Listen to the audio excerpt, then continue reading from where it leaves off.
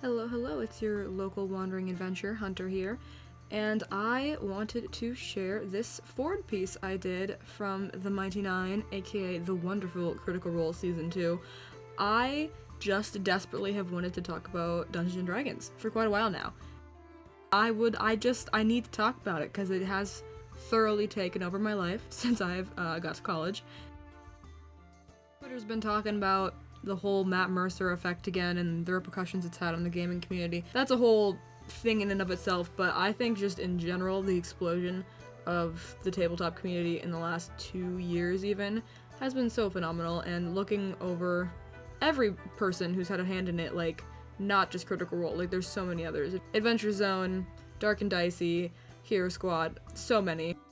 I've loved D&D since I was in middle school, which, I'm in college now, so it's not anything too crazy from, the true pioneers of the game, but it's just the best way to interact with others, roleplay, create stories with the team, and as someone going into, the film industry, there's a lot of parallels. I've even got to bring it up in a lot of my classes, and I think it's quite interesting, the parallels and genuine life-building skills you can get from D&D. So yeah, this painting here is Mr. Fjord Stone from Critical Role Campaign 2. Fjord is a half-orc warlock. I'm sure if you're here, you know that. But yeah, this is just a little painting I did of him. I have his paint on my tablet. I actually quite like how it turned out, so I wanted to share it here with everybody else. As for Critical Role itself, though, oh my god, Vox Machina is airing right now. It's so good. I would love any comments about Vox Machina if you drop down below. I want to talk about it with someone. I have seen roughly 50 hours of Campaign 1. I've seen all of Campaign 2, and I'm pretty caught up on Campaign 3 as well.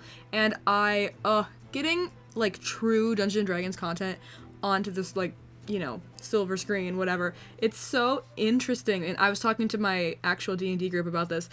I'm a film student, obviously, so you're talking about how the implications of, what rolling a dice can do for media, and you can really, tell in how they edit, things that fail and things that don't miss, from picking a lock or, an attack hitting or missing. It really, changes up even, basic animation style. I thought that was a really cool thing that they actually stuck to in this, nice flow of still feeling true to what D&D is, which I think is really cool, personally. Also, everyone already is in love with Percy, but damn, Percy and getting the Briarwood arc animated is phenomenal. Oh my god, I am truly falling for that boy. I'm also falling for Vax real hard right now.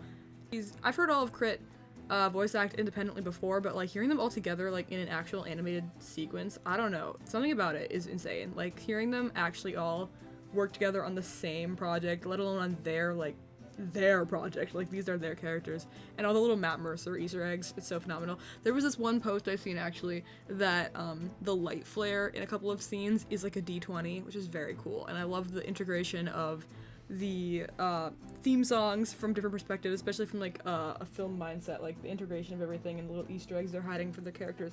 Very cool. It seems to be another in point to get into Critical Role and or Dungeons & Dragons in general, which I think is really cool, because it is one of those daunting shows, or any podcast, any D&D podcast for this matter.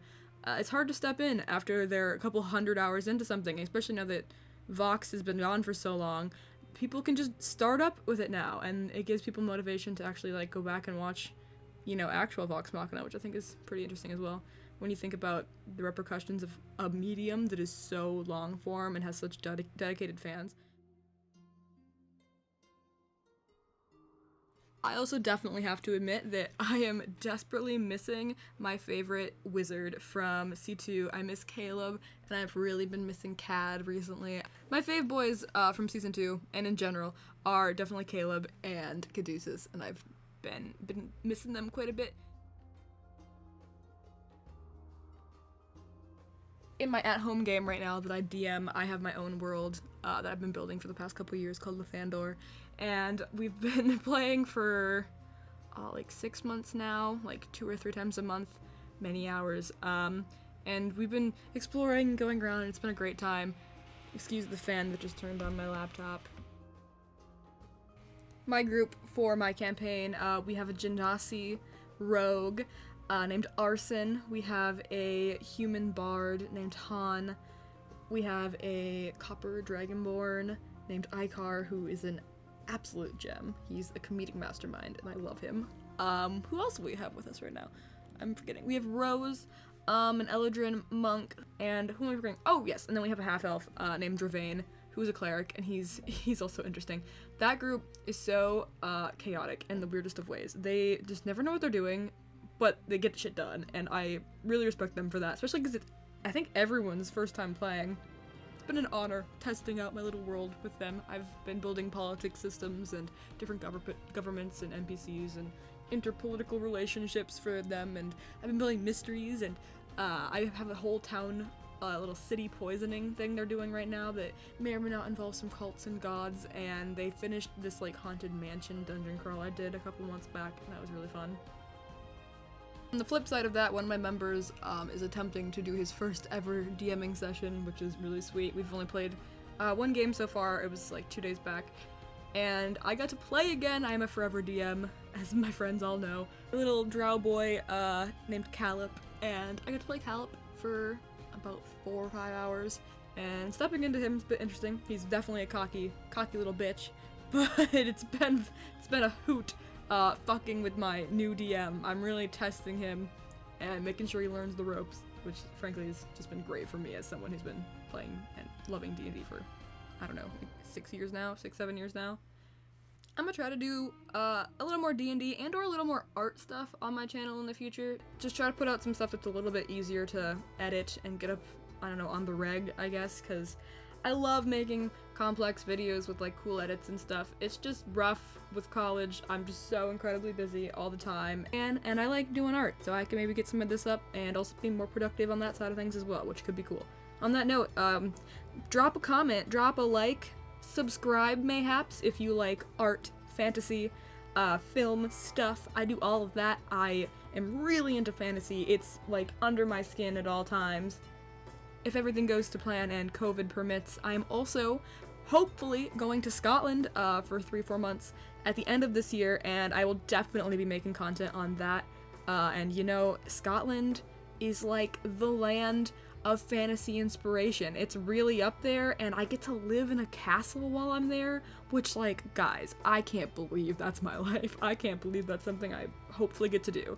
And if it doesn't work out this year, it's still happening at some point. Like, I am going. It's gonna get done, and if it's not Scotland, it'll be somewhere else in Europe, because I'm gonna study abroad before I graduate, whether COVID likes it or not. On that note, and finishing up here, I guess, for this video, I'm gonna throw up a recommendation for another YouTuber. Momo O'Brien. She's like a cosplay, LARPer, real-life fantasy experiences is what she like specializes in. I've been super obsessed with her lately, so yeah, that's my recommendation of the week. I hope you enjoyed this Fjord drawing. I really like how it turned out, I'm not gonna lie. I hope you enjoyed, and I hope to see you around.